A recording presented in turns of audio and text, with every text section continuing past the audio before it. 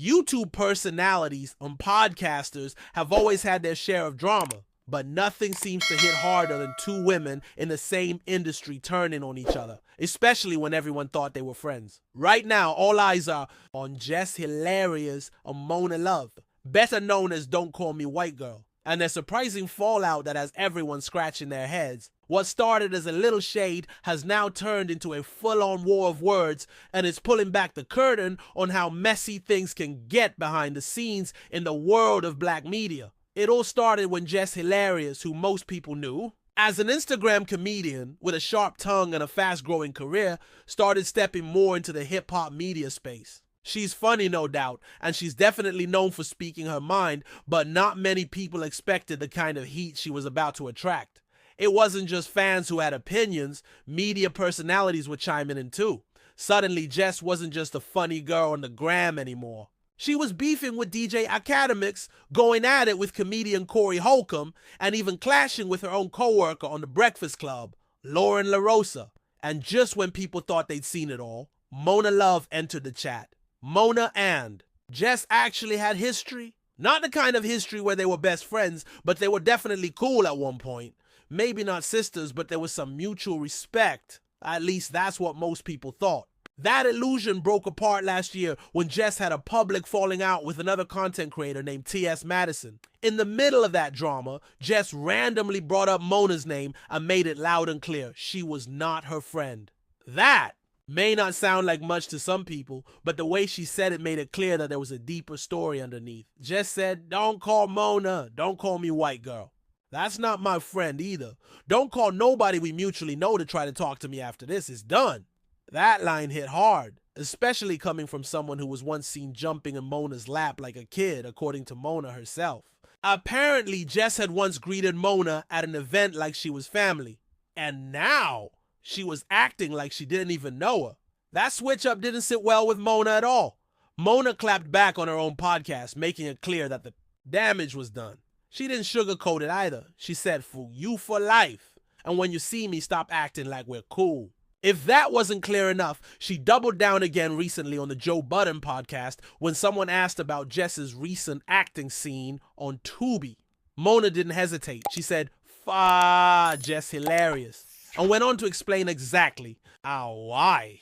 According to Mona, it wasn't just about Jess saying they weren't friends. It was the way she went about it. Jess used her real name, Diona, and her stage name, Mona, and made sure people knew she didn't rock with her. Mona said that kind of move wasn't just disrespectful, it was intentional. They were born just a day apart, and Mona says she knew exactly what Jess meant with that message, so she responded in kind, "You back." This back and forth might seem petty on the surface, but it speaks to something deeper in the world of content creators and media figures, especially black women in the space. There's already so much competition, and the industry is small. Instead of lifting each other up, situations like this show how quick things can fall apart, especially when egos and platforms come into play. Jess may have the bigger stage right now, being a permanent voice on The Breakfast Club, but when it comes to raw comedic timing, sharp delivery, and the ability to hold down a conversation, a lot of people are saying Mona might actually have the edge. And that's not a knock on Jess, it's just a different kind of talent. Mona brings a raw honesty and humor that feels more grounded, while Jess still feels like she's trying to transition from comedian to serious media personality. The craziest part about this whole situation is that it probably could have been avoided. Most of this beef seems to stem from miscommunication, pride, and maybe a few hurt feelings that never got addressed the right way. If Jess had just kept her comments about Mona to herself or handled the situation privately, we might not even be talking about it. But now that the damage is done, it's hard to see a path forward where the two can patch things up without a real honest conversation and maybe some public accountability. A lot of fans are divided. Some think Jess had every right to draw her boundaries and make it known who she does and doesn't mess with. Others feel like Mona's reaction was fair given the way Jess went about it.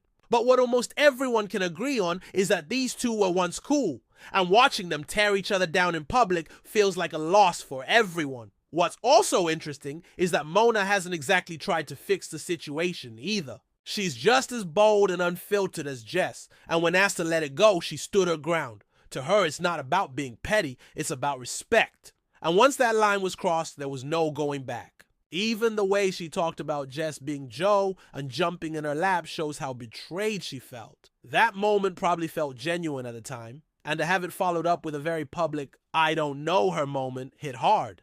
Now, fans are wondering if the two will ever squash the beef. It's not impossible. A simple phone call might be all it takes. But pride is a funny thing. In industries like this, especially with cameras rolling and followers watching, sometimes it's easier to hold a grudge than to apologize. But if they did talk things out, there's a good chance they'd realize they weren't really beefing over anything major. Just a misunderstanding that got blown out of proportion. Jess is still figuring out what it means to be a media personality. She's got the mic, the platform, and the audience, but being in that position comes with responsibilities. You can't just say whatever you want anymore, not when it affects other people in the same space as you. Mona, on the other hand, seems to understand how to play the game a little better, but that doesn't mean she's going to let things slide when she feels disrespected. So here we are, two women, both talented, both funny, both trying to win, in a crowded space, and now both caught up in a beef that probably didn't have to happen. If anything, their story is a reminder that not every disagreement needs to go public, and sometimes keeping it real can go too far. It's not always about who's right or wrong. It's about whether the bridge you burn is one you might need later. And let's be honest, everyone loves a good comeback story. If Jess and Mona ever decide to talk it out, it could be one of the biggest full circle moments in recent media history. Until then, though, fans will keep choosing sides, dissecting podcast clips, and waiting to see who throws the next punch, verbally of course. Because in this world, words hit harder than fists ever could.